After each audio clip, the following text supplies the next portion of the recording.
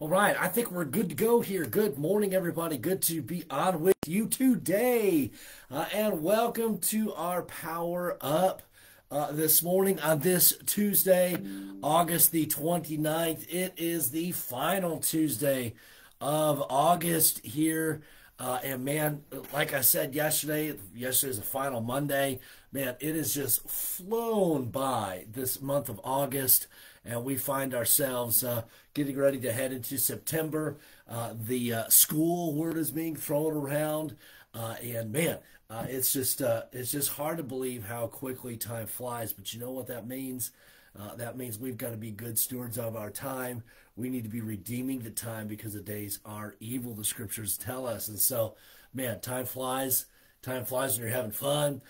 And man, so we've got to get the job done for the Lord. Okay. Now, I want to encourage you. You're just now getting on. Hit the share button really quick. Hit that share button so that others can jump on and be a part of our Power Up Live today. And once again, thank you for being on. Hit that share button. Comment throughout. Love to read those comments, and we'll greet you all at the end here as well. And then if you're watching, not live, but any time throughout the day, love to read your comments that come in throughout the day. So I would encourage you to check that out, that comment section, and be a part of it. Okay, now we're in James chapter number 1. Let's go ahead and look there. I'm kind of debated. We kind of need to go back to go forward here, okay? And so let me just let's do this. We're going to start in verse 17. And take a look at maybe two verses here. Verse number 17, verse number 18, and then we're going to go back because I want to show you something in regards to how these two are connected here. Look at verse number 17. Every good gift and every perfect gift is from above and cometh down from the Father of lights, with whom is no variableness, neither shadow of turning. Of his own will begat he us with the word of truth, that we should be a kind of first fruits of his creatures. Now, I said I wanted to go here to go back. Keep in mind here before we go back, it's reminding us every good gift, every perfect gift is from above, cometh from the Father of lights, God the Father, whom there is no variableness or shadow of turning. There's no question, there's no variation, and there's no shadow of turning. It is good. Every good gift coming from above, and there's no ulterior motives behind it. God is just offering these good gifts, okay, of his own free will. Okay, now let's go back, and I want us to kind of notice the contrast from the good gift, every perfect gift coming from above. I want you to note the contrast from some of these previous verses. Look at verse number 13, okay? Verse number 13. And we note the contrast here between the good gift, the perfect gift. Verse 13, let no man say when he is tempted, I am tempted of God, for God cannot be tempted with evil, neither tempteth he any man. And so we see that contrast. The temptation of evil. God does not tempt with evil. God does not offer evil, and God is not the author of evil, okay? Every good gift and perfect gift cometh from above. God offers the good gift, the perfect gift. And you know what? Sometimes even those perfect gifts, those good gifts, we don't necessarily understand. We don't know that we need them, okay? But God gives them to us. And we note the reason why, in verse 7, of his own will begat he us the word of truth, that we should be a kind of first fruits of his creatures. Okay, now think about this.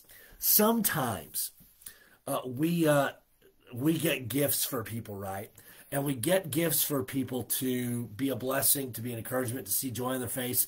Maybe we get a gift for somebody to help them do a job better, that they're already doing it. It make their job easier, and they can be more productive throughout the day. You might say, well, that's not a very good gift. No, it's a good gift. It's a practical gift, we would say. And we don't give a gift, say, hey, get that job done. But you know what we get? Say, hey, you know what?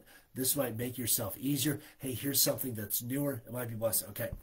The reason why we might give some of those gifts to make the job easier for them is so they can have time to do other things, and so that they can do a job maybe better. And I don't don't view this as, man, that's an ulterior motive, okay? No, we're trying to make a job easier, a job better, to create more time for somebody to be able to do something that they love, that they enjoy, okay? It might be maybe for your wife, maybe you'd get a vacuum for your wife. Maybe it's a vacuum that she's desired and that she's wanted, and maybe the old vacuum is just kind of on the fritz, and maybe it's just going, it's not working the way it should. So you know what, you get her a new vacuum, and you know what, she enjoys it. It's helpful. It does the job better. Those types of things. Okay, and that's just one example. Okay. God does much the same thing. He gets us these gifts. Sometimes these good gifts, these perfect gifts, we don't recognize that they're good and perfect in the moment. Remember, God is changing us into His image, and the good gifts sometimes, yeah, sometimes it is a trial, but you know what? It's there to help us for the next stage in life. And so, yes, it's a good gift. God has given it to us to shape us and to mold us. Okay, now that's not the only type of gifts that God gives. God gives us many blessings, okay? Each day is a gift, okay? And so be thankful for the days. God blesses us in a myriad of ways.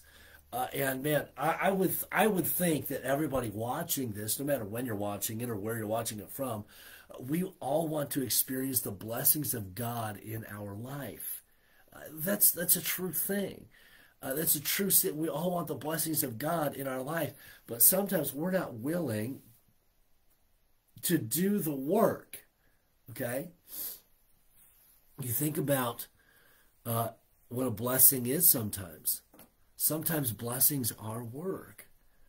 I love my children, but sometimes children can be a bit of a challenge, and sometimes they are work.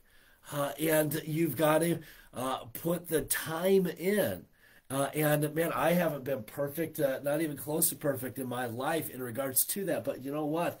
My children are a gift from God. They're a blessing, but they are work, okay? Marriage, what a blessing it is. I'm so thankful to be married. I'm so thankful for my wife. I love my wife. But you know what marriage is? Sometimes marriage is work. You've got to work through things. You've got to communicate, and you've got to swallow your pride, and you've got to look to the other person's need, to your spouse's needs. And you know what? I haven't been remotely close to perfect in all of that. But you know what? Marriage is a blessing. A spouse is a blessing, but sometimes it is work, okay? Now, every good gift, every perfect gift cometh from above. God wants what's best for us. God is the one that blesses us. And cometh down for the Father of lights, with whom is no variableness, neither shadow of turning. God has no, as I think we've already said, He's got no underlying themes. He just wants what's best for us. And the neat thing is, God just doesn't want what's best for us. He knows what's best for us. He knows what we need each and every day. And sometimes we don't understand it, but God does. This is where faith comes in. And the aspect, the word trust comes into play in the life of the believer, because you know we don't know it all, and we don't know everything. We think we know what we need. We think we know what's good for us. No, God knows what's good for us, and I want to share this thought with you as we consider these gifts that come from God. And sometimes those gifts, they are a little bit of work and so on. God does not have ulterior motives. He ultimately wants what's best for us. This element of trust. Proverbs reminds us of this. Proverbs chapter 3, verse number 5. Trust in the Lord with all thine heart. See, that's a hard thing to do, to trust with all our heart. Hey, you know what? God does want what's best for me. I'm just going to trust Him. Trust in the Lord with all thine heart. Lean not unto thine own understanding. Our problem is we try to make sense of some of these things in our life. We try to make sense of what God is doing with our finite minds. And you know what? We don't always understand. But, hey, that brings us back to James. If any of you lack wisdom, let him ask of God, who give it to all men liberally. Okay. And so we need to be asked for wisdom and trusting God. Lean not into thy own understanding. In all thy ways acknowledge him, and he shall direct thy paths. Man, what a tremendous truth that every good gift, every perfect gift comes from above. And you know what? Sometimes there are some practical gifts. And we know verse number 12, blessed is the man that endureth temptation. Okay? The individual that endures trial, tribulation, legitimate temptation from sin. For when he is tried, he shall receive the crown of life, which the Lord hath promised to them that love him. In John, we read such verses that we love him because he first loved us. You know, our love back to the Lord, the reciprocation of God's love, we love him. Man, it just isn't just a verbal commitment. Man, it's a lifestyle change. We change our behavior, our actions out of love. That's what love is. It's not just a verbal commitment. It's not just a feeling that we have. Okay? It is proved in how we live. Okay? And the same is true for the Lord. Every good gift, every perfect gift cometh down from the Father of lights, with whom is no variableness, neither shadow of turning. Of his own will begat he us with the word of truth. Now you think about this, of his own will begat he us. God created us. He didn't have to. He wanted to. Of his own will begat he us. And you think of that word begat. For God so loved the world that he gave his only begotten Son, that whosoever believeth in him should not perish but have everlasting life. Where did the begatting get for us? Before the foundations of the world. God had already planned and ordained the way of salvation. And God knew that mankind would turn their backs on him. God knew that mankind would rebel. God knew that mankind would sin, yet he begat us anyway.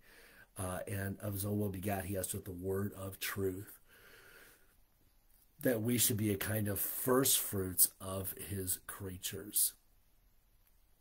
And that's the believer there. We're that first fruit of God's creation. We've been redeemed, and man, we belong now to the Lord. We read that word redemption in the scriptures. We know that the scriptures say that we are not our own. We belong to the Lord. We are his first fruits. And let me tell you something, as a purchase, we've been purchased by God. He wants what's best for us. He gave the best that he had out of love for you, and for me. And if he's going to do that with his Son, his only begotten Son, you can bet that he's got good and perfect gifts for you to grow you, practical gifts so that you can experience what God has for you in this life as we live for eternity. Okay? So, hey, we're going to end there. It went a little long this morning. Apologize for that. But, man, what a encouraging couple of verses there, noting that every good gift and perfect gift cometh from above, cometh from the Lord, and we praise the Lord and thank the Lord for those wonderful gifts. Okay, now, hit that share button if you have not already done so. Comment if you haven't already done so, and let's welcome those who are on here this morning. Cliff and Karen, good morning to you. Brian and Cindy, good morning to you. Have an awesome day. David, good morning to you. Have a wonderful day. Dennis and Geraldine, good morning to you both as well. Ingrid, good morning to you. Love you. Have an awesome day. Hey, Ruth, thank you so much for being on today. Charlie and Marcia, good morning to you both as well. And Jody, greetings to you out west. Hope that you are well. Let me remind you, don't forget, we've got that yard sale on Saturday. Let's be praying for good weather. It's not great weather today, but let's be praying for some good weather Saturday. Saturday, and then don't forget Back to School Sunday is this coming Sunday. I forgot to mention this, and I apologize. And so if you can, you can. If you can't, you can't. If you are out and about and would like to pick up maybe some school supplies, pencils, notebooks, all that kind of stuff, a lot of it's on sale right now. Crayons, a pencil box, those types of things. If you are out and about and like to pick some of that up, and that would help out, you can drop that off the church anytime. Leave it in the library. We'll make sure that it gets put into the bags and all that good stuff there, okay? And then I know some of you had questions about the yard sale. Hey, you can't make it, but you've got stuff you just want to put in there. You're looking to maybe offload some stuff from storage there. You want to try to give it a shot and have it put it in the yard sale. You can drop that by anytime as well. We'll put that in the fellowship hall. We'll stage that for the yard sale. I think just connect with my wife on that, and she'll kind of organize that for you. And then let her know if it's something, hey, we just put it in the yard sale. If you sell it, sell it. You can. If not, just donate it. Let her know that as well so that she knows where it all goes. All right? Lord bless you all. Thank you so much for being on. Be in prayer for these events coming up, opportunities to get the gospel out. And so let's be sure and be a part of these outreach moments in our church. Okay? All right. Have a great day, everybody. Lord willing, we'll touch base again tomorrow morning.